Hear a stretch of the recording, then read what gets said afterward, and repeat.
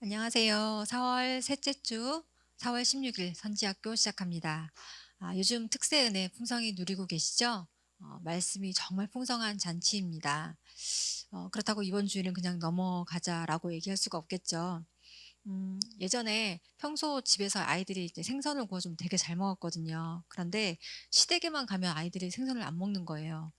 뭐 마치 제가 무슨 거짓말이라도 한 것처럼 그렇게 됐던 이유가 이제 오랜만에 이제 시댁에 가면은 할머니가 아이들한테 주신다고 생선뿐만이 아니라 고기에다가 전에다가 뭐 하여튼 아이들이 좋아하는 거를 이렇게 풍성히 한 상에 다 차려 놓으시니까 아이들이 이 생선에 젓가락을 이렇게 가져갈 그런 여유가 없었던 거죠. 네. 한 주간 특별한 강사님들 모시고 풍성한 말씀의 잔치가 되었는데 오늘 선지학교에서 저와 나누는 말씀이 혹시 그런 생선구이가 되지 않을까라는 약간의 우려가 되지만 그럼에도 오늘 특별한 생선구이에 대해서 좀 말씀을 나누고자 합니다. 그러니 우리 선생님들 젓가락 아니 귀를 좀 준비하시고 들어주시면 고맙겠습니다. 오늘 나눌 말씀은 예수님이 제자들을 찾아오셨어요라는 제목으로 요한복음 21장 1절에서 14절까지의 말씀입니다. 요한복음 21장은 마치 요한복음의 부록 같은 그런 장입니다. 왜냐하면 20장 맨 끝에 보면은 이 요한복음을 왜 썼는지 그 기록 목적에 대해서 요한이 마치 마무리하는 것처럼 이렇게 쓰고 있거든요. 그런데 21장이 다시 시작되는 거죠.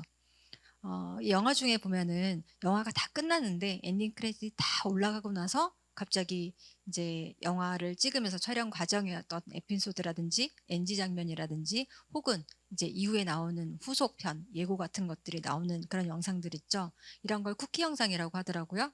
네, 요한복음 21장도 마치 이런 영화의 쿠키 영상처럼 이렇게 요한복음이 다 끝나고 나서 뭔가를 하나 더 주는 것 같습니다. 요한은 왜 또 무슨 얘기를 하려고 21장을 기록한 걸까요? 1절에 보면은 그 후에라고 시작을 합니다. 그 후에, 즉 이 일들 후에라고 시작을 하는데 지난주에 나눈 것처럼 예수님이 십자가에 달려 돌아가시고 부활하셨습니다. 그리고 부활하신 예수님은 베드로와 제자들을 또 찾아가서 만나 주셨죠. 네, 예수님이 제자들을 만났습니다. 그런데 베드로를 비롯한 7명의 제자들은 어 베드로가 먼저 "나는 고기 잡으러 간다."고 얘기를 합니다. 그러니까 함께 있는 제자들도 같이 가겠대요. 그래서 그들의 고향인 갈릴리로 돌아갑니다. 갈릴리는 어딘가요? 제자들의 고향이자 예수님이 이 제자들을 처음 만나시고 또 불러주셨던 그런 곳입니다. 그러니까 예수님을 만나기 전 그 원점으로 되돌아간 거죠. 지금까지 예수님이 3년이나 이 제자들과 먹고 자고 하시면서 제자들을 훈련을 시키시고 데리고 다니셨는데 결국은 예수님이 부활까지 하셨는데 별다른 변화를 이끌어내지 못하고 다 도루묵이 된 것 같습니다. 예수님이 다시 살아나셨는데 부활하신 예수님이 이미 제자들에게 2번이나 나타나셨는데 베드로와 제자들은 왜 갈릴리로 돌아갔을까요? 우리 선생님들은 뭔가 이렇게 마음을 쏟아서 막 열심히 했는데 '이게 아니었구나.' 싶어서 다시 원점으로 되돌아간 그런 경험도 있으신가요? 제 경우에 이제 한 번은 이제 사역을 시작하고 나서 중간에 사역을 그만두려고 했던 적이 있습니다. 20년 동안 하던 공부를 이제 어렵게 접고 또 어렵게 힘들게 선택한 길이었는데 이유야 이제 뭐 자세히 말씀드릴 수는 없지만 더 이상 '아 안 되겠구나.' 하는 마음이 들어서 이제 '더 이상 교회에서 사역을 하지 말아야겠다.'라는 생각이 들었습니다. 누가 그러라고 한 것도 아니고요. 스스로 이제 저 혼자 그런 결정을 하면서도 그동안 제가 쏟았던 시간들 무언가 이루고자 했던 이제 이런 것들이 다 어 쓸데없어지는 것 같고 허무해지고 이제 제 시간들이 그동안에 쏟아진 시간들이 부정을 당하는 것 같아서 참 마음이 무겁고 슬펐습니다. 평소 같으면 이게 문제가 있을 때마다 이게 제가 이제 멘토가 되는 그런 목사님한테 찾아가서 조언을 구하기도 하고 기도 부탁도 드리고 했을 텐데 오히려 그때는 그 목사님을 만나기가 싫더라고요. 만날 면목도 없었고 오히려 이렇게 원망 까지 하게 되더라고요. 아마 지금 베드로도 예수님을 볼 면목이 없지 않았을까 싶습니다. 예수님은 분명히 다시 살아나셨지만 나는 더 이상 예수님의 제자가 될 자격이 없다. 왜냐하면 예수님의 수제자를 자청했던 그런 베드로였기 때문이죠. 베드로가 누군가요? 자타공인 예수님의 수제자였습니다.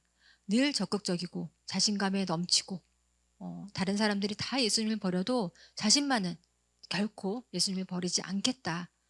크게 외쳤던 제자였습니다. 그런데 끝까지 예수님을 쫓아갔지만 신문당하는 예수님을 지켜보면서도 그가 예수님이 잡히시던 날 대제사장의 신문도 아니고 기껏해야 대제사장의 여종, 그 여종이 하는 질문에 나 예수님 모른다. 아니 심지어 저주까지 하고 예수님을 배신한 거죠. 부활하신 예수님의 눈을 똑바로 쳐다볼 수 없었을 것 같아요. 자신만만하게 호언장담했던 그런 자신의 어떤 맹세와 약속들이 이제 오히려 비수가 돼서 자신을 아프게 찔렀을 것 같습니다. 예수님을 버리고 도망갔던 제자들도 마찬가지겠죠. 예수님의 영광의 자리에 오르시면 서로 예수님의 양옆에 세워주기를 바랐지만 이제 무슨 염치로 그런 이야기를 하겠습니까? 예수님은 부활하셨지만 예수님과 제자들의 관계는 전과 같지 않았습니다. 이렇게 발굴장에서 이렇게 토기들을 가끔 발견하면 산산이 깨어져 있지만 그것들을 온전히 복원할 수 있는 그런 경우가 있는데 다 찾아서 조각을 붙여보지만 빈틈이 없는 것 같지만 그런 토기를 예전처럼 그대로 사용할 수 없는 것처럼 이렇게 예수님과 제자들의 관계는 깨어지고 말았던 겁니다. 기껏 돌아가서 이제 이들은 밤새 그물을 내렸지만 물고기도 한 마리 안 잡혀요. 평생 뱃사람으로 살았는데 예수님과 떨어져서는 아무 열매를 맺지 못한다고 말씀하셨던 그 말씀처럼 제자들은 아무런 한 마리도 물고기를 잡지 못합니다. 이제 여기까지가 이제 3절까지의 말씀인데 엄청 이야기가 빠르게 전개가 되죠. 그런데 여기서부터 이제 이야기의 속도가 좀 느려집니다. 이제부터가 중요하다는 거죠. 예수님이 갈릴리 바닷가에 나타나십니다. 이렇게 실패와 좌절 속에 원래 자리로 되돌아간 베드로와 제자들을 예수님이 찾아오신 거예요. 예수님이 왜 찾아오셨을까요? 배는 그리 멀리 있지 않았던 것 같습니다. 200규빗이라고 하는데 약 90m 정도, 100m 좀 안 되는 거리죠. 하지만 제자들은 예수님을 알아보지 못합니다. 마치 영적으로 둔감해진 그런 모습들을 보여주는 것 같습니다. 예수님이 배에 타고 있는 제자들에게 묻습니다. 물고기가 하나도 안 잡혔는가? 예, 한 마리도 못 잡았소. 그물을 배 오른쪽에 던져보아라. 그러면 물고기가 잡힐 것이다. 헬라어에는 높임말이 없으니까 이제 생각을 해보면 이렇게 대화가 진행이 됐을 것 같아요. 그리고 밤새도록 수고했으나 한 마리도 잡히지 않았던 그물이 찢어질 정도로 많은 물고기가 잡힙니다. 나중에 그걸 세어보니까 153마리나 됐다고 하죠. 많은 물고기였어요. 밤새도록 한 마리도 안 잡혔다는데 물고기가 마치 일부러 그물에 막 들어온 것처럼 그렇게 잡힌 거죠. 하지만 그물은 찢어지지 않았습니다. 근데 이 장면 어디서 본 것 같지 않나요? 네, 요한복음에는 이 장면을 기록하고 있지 않지만 다른 복음서에서 이제 기록한 것처럼 처음 베드로와 제자들을 예수님이 찾아오셨을 때 그 장면을 보여주고 있습니다. 그때 요한이 말합니다. 베드로, 저분 예수님이네. 우리 주님이네. 베드로는 그 말을 듣자마자 얼른 벗어놓고 있던 윗옷을 걸쳐 입고 주님께 헤엄쳐서 예수님께 갑니다. 다른 제자들은 그물을 끌고 이제 작은 배를 타고 무트로 나오죠. 그들의 육지에 올라와 보니 예수님은 이미 숯불을 피워놓고 거기에 떡과 생선을 굽고 계셨습니다. 숯불에 놓인 떡을 보면서 제자들은 무슨 생각을 했을까요? 오병이어 기적으로 배불리 먹었던 빵, 그리고 예수님과 마지막으로 나누었던 그 만찬, 저녁 식사, 무엇보다도 마지막으로 베드로를 또 만났던 그 대제사장의 뜰에서 보았던 그 숯불, 이런 것들이 아마 떠올랐을 거예요. 예수님과 함께했던 많은 일들을 떠올리면서도 베드로는 또 제자들은 마음이 착잡했을 거예요. 저 같으면은 예수님한테 이제 뵐 면목도 없고 혼나지 않을까, 책망당하지 않을까, 책망받지 않을까 내심 걱정도 되었을 것 같습니다. 그런데 예수님은 뜻밖의 제자들에게 다른 말씀 없으시고 그들이 잡은 생선을 좀 가져오게 하십니다. 그리고 와서 조반을 먹자라고 말씀을 하시죠. 아침 식사 같이 하자라고 말씀을 하시는 거예요. 식사의 초대입니다. 그런데 우리 선생님들은 식사 초대 아무한테나 하나요?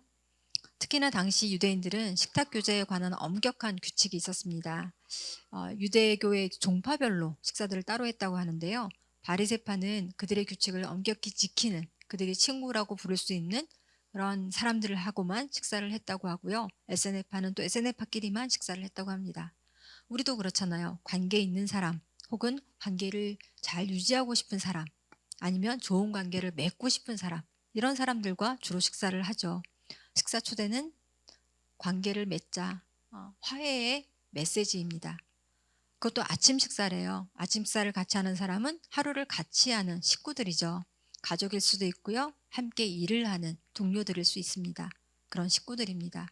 예수님께서 더불어 식사하는, 함께 일하는 그런 친밀한 관계로 이 제자들을 다시 불러주시는 거죠.